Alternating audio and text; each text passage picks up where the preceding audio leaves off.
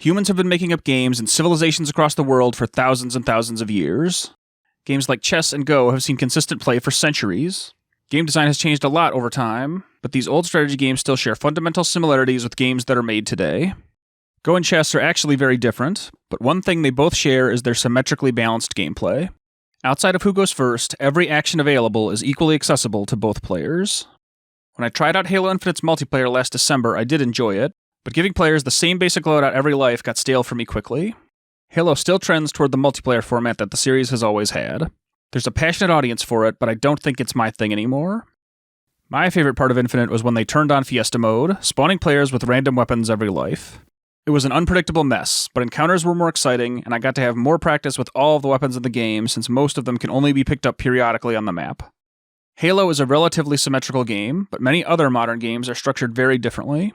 Some of the most popular games ever revolve around gameplay that is built asymmetrically, presenting players with a ton of different ways to punch, shoot, and gank their opponents into submission.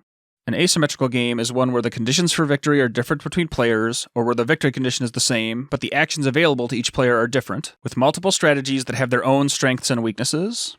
In video games, asymmetric gameplay usually revolves around choosing from a wide range of characters, items, and abilities, combining them to fit a particular playstyle or meet some specific gameplay goal.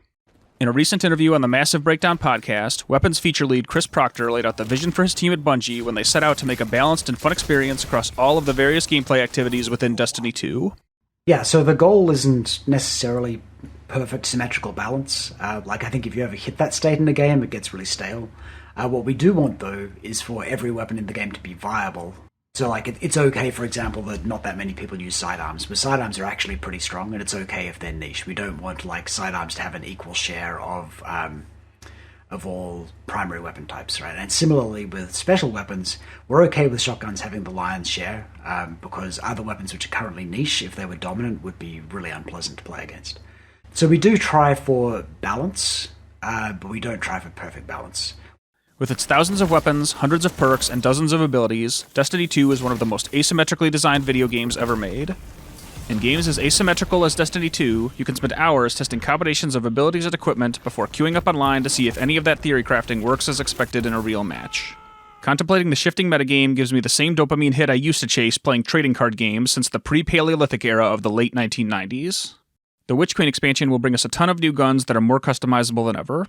The strength of asymmetric design is the variety of choices it presents to the player, but the big weakness is that the scope of testing and balance scales exponentially with the number of gameplay options that are available at any given time. This is why card games like Magic the Gathering rotate cards out over time, and why Bungie originally tried to implement a similar system with sunsetting at the start of the Beyond Light era.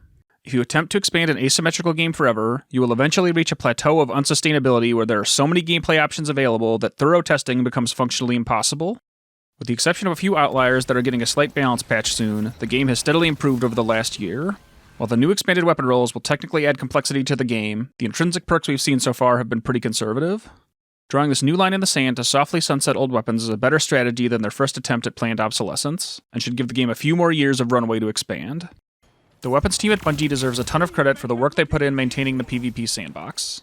After hundreds of hours in the Crucible spent trying every type of weapon in the game, I want to showcase some of that hard work by highlighting some design choices that go woefully underappreciated by the community at large. Here's my interpretation of how the major hand cannon archetypes stack up against each other in Destiny 2. We're not talking about specific weapons, stats, or perks for the most part going forward. There's a lot of great content out there already to give you shopping lists of guns to track down. We're more interested in talking about the wider theory behind the decisions Bungie makes when tuning the game.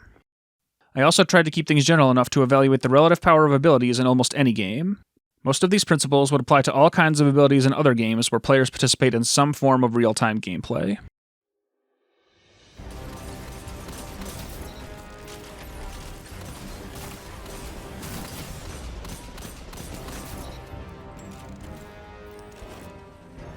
Adaptive hand cannons are one of the most popular types of weapons in Destiny 2. They have a range and damage profile that gives them rock-solid performance in all midfield engagements. By comparison, precision hand cannons are usually brought up to speculate on when they might get a buff to their overall damage profile, which I think is frankly a very bad idea. Weapons like Not Forgotten used to have precision-type tuning paired with adaptive damage output, and it was one of the more oppressive metas the game has had since I've been playing it.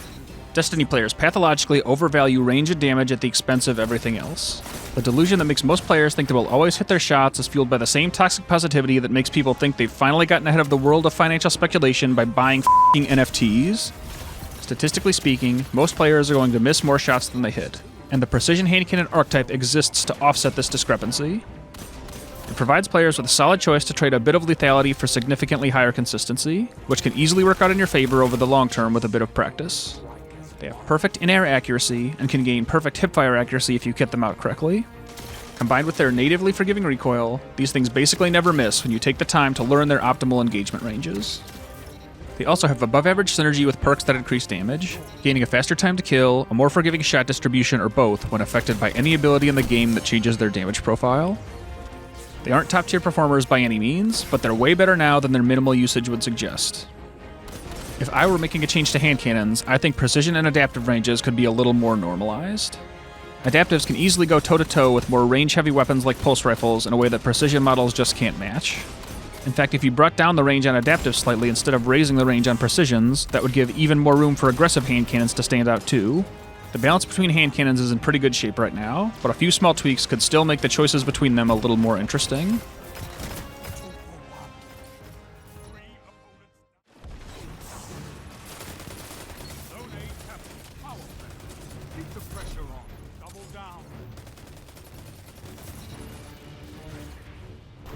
A long-running frustration among PvP players in Destiny is that flinch against long-range special weapons basically doesn't exist.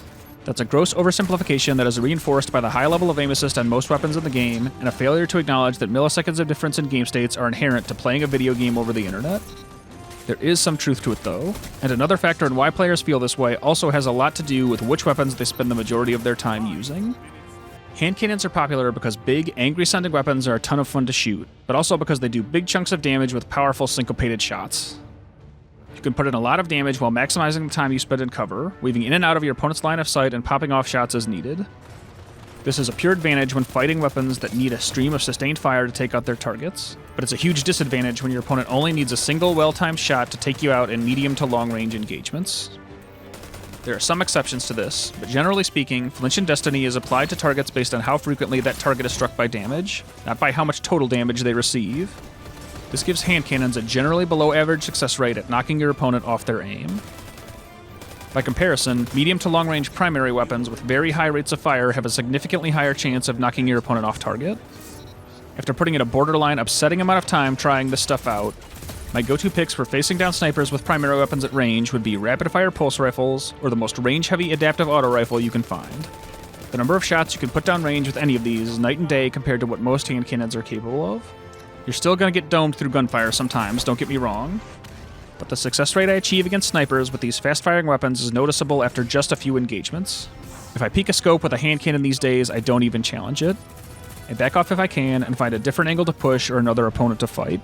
But if I'm at range with something like a forward path or a darkest before, I square up more often than not, and if my reactions and aim are on point, I'll usually come out on top. These pulses and auto rifles all technically have superior damage output to every hand cannon in the game. If you manage to hit your shots, they are incredibly lethal. As we discussed previously, raw time to kill isn't everything, but when you combine this small advantage with their increased flinch factor and their generally competitive performance to hand cannons and everything but burst damage, these fast-firing mid-range primaries are in way better shape than their current usage rates would lead you to believe.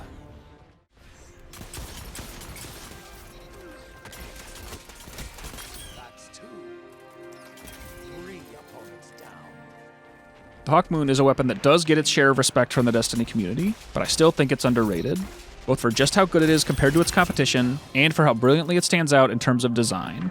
Hawkmoon originally appeared in Destiny 1 as essentially a totally different gun. Back then it was built around random bullets in the magazine gaining increased damage after reloading.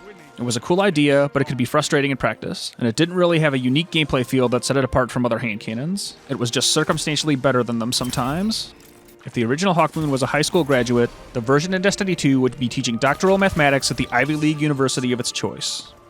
Every other weapon in all of Destiny strongly rewards keeping your magazine as full as possible. There are a handful of perks that technically reward you for pulling the trigger until you're dry-firing to the heavens in a fit of unchecked rage, but wielding Hawkmoon is like playing your own little minigame before, during, and after every gunfight you get into.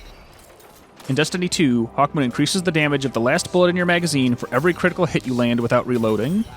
This will let you absolutely annihilate someone on a regular cadence if you're already slaying out, or reward you for patiently chipping in accurate shots with solid trigger discipline. It has a ton of power on the back end in exchange for an above-average skill floor as you ramp it up in combat. It stands in stark contrast to the front-loaded experience most players usually spec for in its legendary competitors, and as such stands apart from that competition in an incredibly noticeable way. It's not better, it's not worse, it's just different. It provides you with an interesting choice.